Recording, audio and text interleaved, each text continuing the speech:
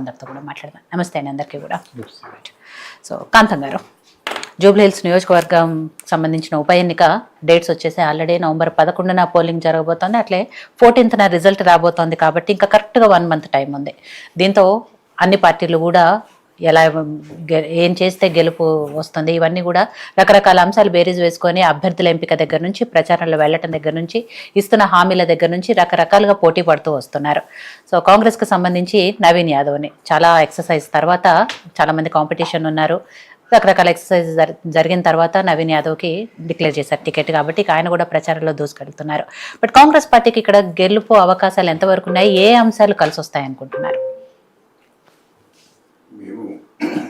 Naveen Yadav local BC నాయకుడు,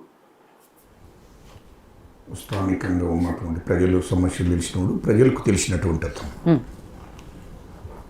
కాబట్టి Congress party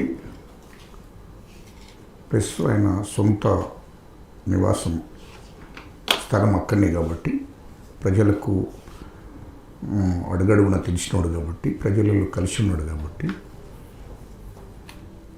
అతనైతేనే బాగుంటుందని మేము డిసైడ్ చేసి గెలుస్తాడు కూడా. అయితే ప్రజల సమస్యలను ఎప్పటికప్పుడు తెలుసుకుని ఎప్పటికప్పుడు పరిష్కారం చేసే నమ్మకం అనేది ప్రజలకు ఆయన మీద ఉంది. కాబట్టి మేము అందుకోసమే మా కాంగ్రెస్ పార్టీ పూర్తిగా ఎక్సర్సైజ్ చేసి, చాలామంది కూడా అడిగినా కూడా మేము పార్టీ ఒక నిర్ణయం తీసుకున్నది. హైకమాండ్ నిర్ణయం మేరకు మా ముఖ్యమంత్రి గారు, మా పిసిసి అధ్యక్షులు మహేష్ గౌడ్ గారు పూర్తిగా అన్ని ఎక్సర్సైజ్ చేసినాక ఆయనకు మేము టికెట్ ఇవ్వడం జరిగింది. అయితే ఆయనను పార్టీ నిలబెడుతుంది. రెండవది, అక్కడ ముస్లింలు కానీ క్రిస్టియన్స్ కానీ అక్కడ ఉన్నటువంటి అన్ని వర్గాల ప్రజలు కూడా అనుకూలంగా ఉన్నదని రిపోర్ట్ వచ్చిన తర్వాత మేము టికెట్ ఇవ్వడం జరిగింది. దాదాపు 50,000 మెజార్టీతో గెలుస్తాడు అనేది కూడా మాకు ఆ నమ్మకం వచ్చేసింది. ఓకే, కానీ మీరు అన్నట్టు చాలా మంది పేర్లు వినపడ్డాయి. నవీన్ యాదవ్ గారితో పాటు సిఎన్ రెడ్డి గారు, అలాగే బొంతు రామ్మోహన్ గారు, కాంచర్ల విజయలక్ష్మి గారు, ఇలా అంజన్ కుమార్ యాదవ్ గారు, రకరకాల పేర్లు వినపడ్డాయి. అట్ లాస్ట్ సరే మీరు చెప్పిన అంశాలు ఏవైతే పరిగణలోకి తీసుకొని నవీన్ యాదవ్కి ఇచ్చారు. కానీ దీంట్లో అంజన్ కుమార్ గారు అలిగారు, ఆయన అసంతృప్తితో ఉన్నారు. నిన్న సాయంత్రం వరకు కూడా ఇండిపెండెంట్గా పోటీ చేస్తాను ఇలాంటి వర్షన్స్ అన్ని కావాలని అందరు కోరుకుంటారు. ఏ పార్టీలైనా, కాంగ్రెస్ పార్టీలు కానీ, బీజేపీలు కానీ, టీఆర్ఎస్లు కానీ ఎవరైనా కోరుకుంటారు, చాలామంది కోరు. కానీ గెలిచే వాళ్ళు కొంత ప్రజలలో ఉండే అతను అందరికీ ఉంది ఆ శక్తి ఉన్న వాళ్ళు. ఇప్పుడు టికెట్ అడిగిన వాళ్ళు కూడా ఆ శక్తి ఉన్న వాళ్ళే. కానీ దాంట్లో పూర్తిగా అక్కడ స్థానికంగా ఉండి ఎప్పటికప్పుడు స్థానికంగా సమస్యలు పరిష్కారం చేసేటువంటి వ్యక్తులు ఉంటే అప్పుడు ప్రజలు కూడా నమ్మకం కుదురుతుంది.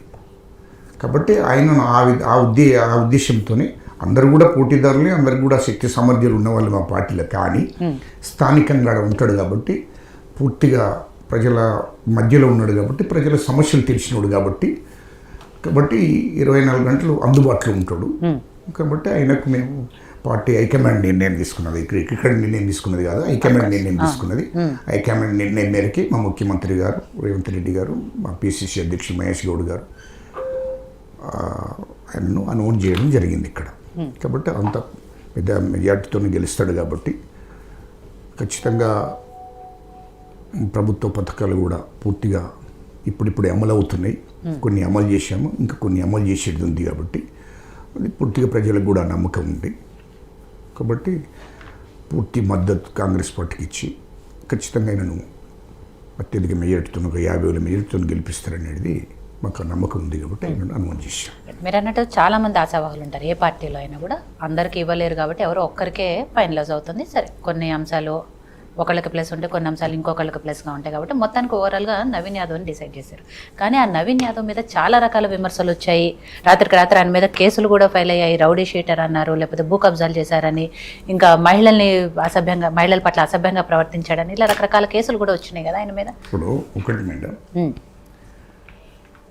ఇన్ని రోజులు మనిషిని అంటే ఆయనకు టికెట్ అనౌన్స్ కాదని ఎట్లా వచ్చినాయి? మరి ఇప్పుడు ఆ స్థానికంగానే ఉంటాడు కదా, అప్పుడు ఇవన్నీ గుర్తుకు రావాలి కదా. అంతకు ముందు మాట్లాడితే బాగుంటుంది.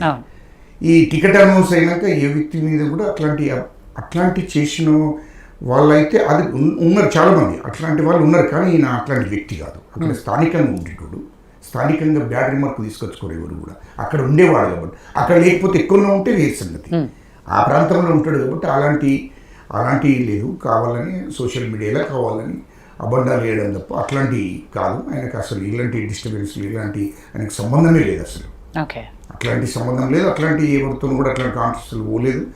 ఆయన అవన్నీ చూసినాకనే పార్టీ నిర్ణయం తీసుకున్నది. ఆయన మీద ఎలాంటి మచ్చ లేదు కాబట్టి అవన్నీ ఇప్పుడు సోషల్ మీడియాలో అవన్నీ చూస్తుంటే పూర్తిగా విచారణ చేసుకోమని మొత్తం రిపోర్ట్ ఉంటుంది. ఇంటెలిజెన్స్ రిపోర్ట్ ఉంటుంది, పోలీస్ రిపోర్ట్ ఉంటుంది. తర్వాత అక్కడ ఉన్న ప్రజలలో కూడా చాలా మేము అప్పటికే 15 నెలల రోజుల నుంచి 2 నెలల నుంచి మొత్తం దింపాము. ఆయన మీద ప్లస్ అయింది మైనస్ అయింది మనకు కావాలి. ఎందుకంటే ఆయన ఇంటి పక్క నుంచి మొదలుకుంటే మొత్తం కాన్స్టిట్యూన్సీలో అందరితో కూడా పూర్తి స్థాయిలో తెలుసుకున్న తర్వాతనే ఆయన ఇక్కడ అమలు చేసాం. అది ఏ కొంచెం కూడా రిమార్క్ ఉన్న పార్టీ ఆ నిర్ణయం తీసుకో. మేము అన్ని విషయాలు ఇంటి పక్క వాళ్ళని కూడా అడిగిపించినాం. ఇంటి అవతల వాళ్ళు అన్ని కులాల కూడా అన్ని కులాల దగ్గర నుంచి కూడా ఇన్ఫర్మేషన్ తీసుకున్నాకనే ఆయనకు మేము అందం చేయలేదు. రైట్. సో రామూర్తి గారు, ఇక్కడ జూబ్లీ హిల్స్ ఉప ఎన్నికల్లో 3 ప్రధాన పార్టీలు ఏవైతే ఉన్నాయో అన్నిటికి సంబంధించి అందరూ పోటాపోటీగా ఉన్నారు. బీఆర్ఎస్ పార్టీకి, ఇప్పుడు కాంగ్రెస్ పార్టీకి కాంతం గారు చెప్పినట్టు వాళ్ళు కలిసి వచ్చే అంశాలు ఏంటి అంటే, సరే అధికారంలో ఉన్నారు కాబట్టి ఈ 2 సంవత్సరాల్లో వాళ్ళు ఏం చేశారో ఇవన్నీ కూడా చూపిస్తాము. అధికారంలో ఉన్న ఈ 2 పాయింట్లు వాళ్ళకి కలిసి వచ్చే అంశాలు ఎక్స్ట్రా. బీఆర్ఎస్ పార్టీకి సంబంధించి ఆల్రెడీ సిట్టింగ్ స్థానం, గతంలో మీరు చేసిన అభివృద్ధి, ఇవి మీకు కలిసి వచ్చే అంశాలు. ఇవి కాకుండా